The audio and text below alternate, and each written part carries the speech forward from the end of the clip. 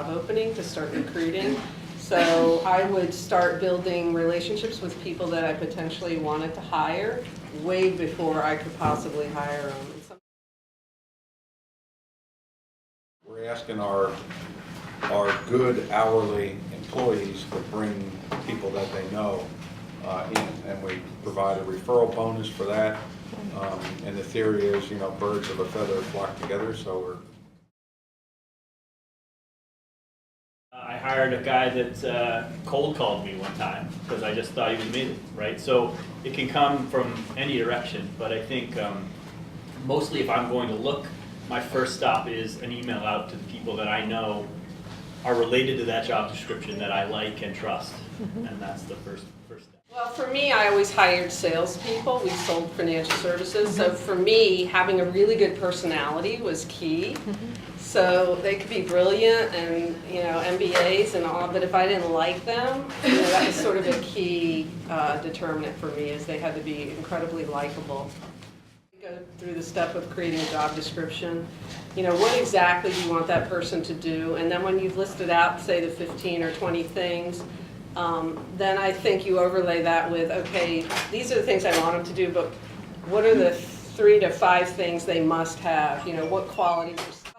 The other trend is the personality testing. I don't know if you guys do that, but I wouldn't have passed that. So. I would never have passed any of this, but I know in a lot of large corporations, that's another screening process. So if you're going to put There's the process that we'd like to see happen and the process that actually really happens. happens. Great, okay. The one that we'd like to see happen is that whoever that person is going to be working for is going to interview them, spend some time with them, check references, make the decision to hire them or not hire them, and then get them on board. What tends to happen is you get real busy, and so somebody shows up at the office in the afternoon when that person isn't there, and they say, hey, you look pretty good. Show up tomorrow morning at 6:15 with your lunch, and they get supplied to the other person. You just do one thing in that whole process, it's check references. And you'd be astounded how few references actually get checked, I would say. Shockingly. Okay. It's really important. Now, why do you give references? I always did. Yeah. Yes. I did, and I was always honest. Our industry is kind of small, and a lot of people know each other, and we know people at the other companies locally and nationally. So, we've had people say to us, "Look, I wouldn't feel right if I didn't tell you not to hire this person." So we're always honest when people call for references. In startup stuff, so many of the ways we hire people is by contract, finite contract. So that if it doesn't work out, it doesn't work out, right? Then there's no harm, no foul for everybody. They've gotten paid for the process, and you've gotten to know them in a work context. I think it's one of the most important things when you're starting a business is to understand that they don't have to be full-time employees as you get to know them. What a contract employee is, just. It's a 1099 employee. That means you don't have to withhold payroll tax for them. They don't pay benefits. They're independent. They aren't an employee. You don't have to withhold. They ostensibly have other work from other people to meet the IRS codes. And you pay them an hourly rate or a retainer or whatever you guys have agreed to, but they aren't employees and you don't have to withhold. Right? And so if you're not bringing them in for permanence, they're going to be looking still. So there's a little bit of a game there to figure out how long you need to kind of decide, like whether they're a good fit.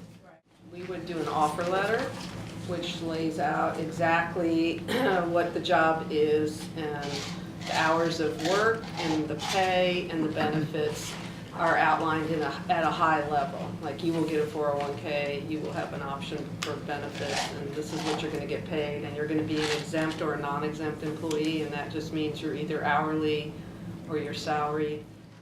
We try not to negotiate too much on the starting salaries, just because we have a structure we got to work within, and if somebody's really, if that's a point of contention, we'll say, look, we'll talk again in 30 days or 90 days or 6 months or whatever it is, but this is the deal.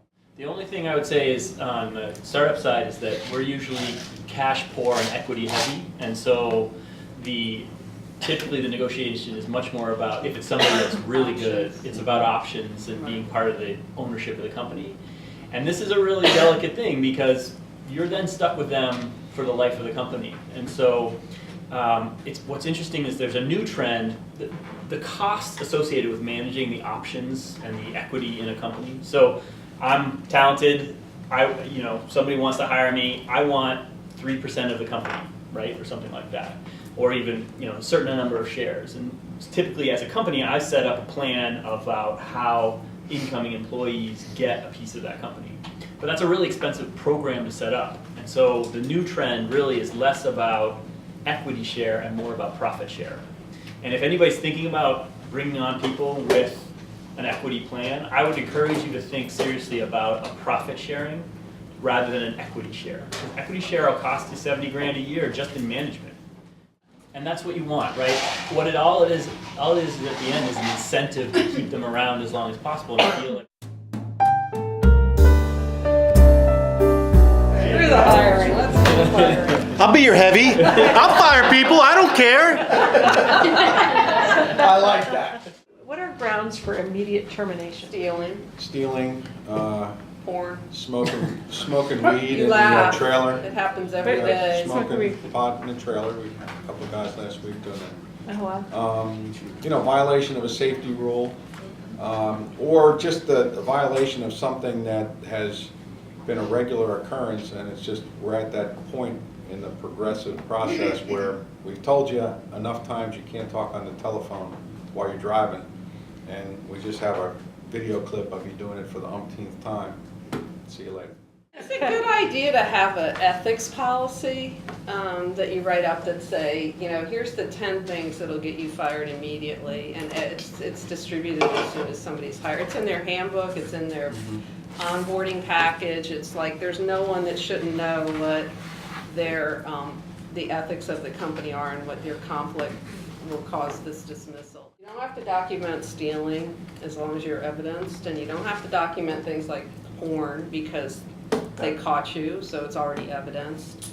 You don't have to document the falsification of an expense report. Those things are all sort of already evidentiary, so you don't have to do that. You can just go in and fire them.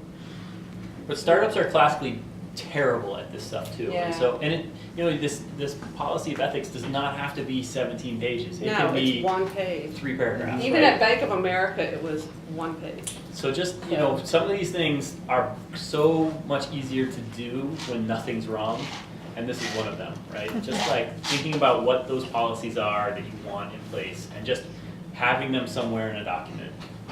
It's something nobody ever does on the startup side, and it's really important. The people that I fired are ethics people that policy. were just incompetent or lazy.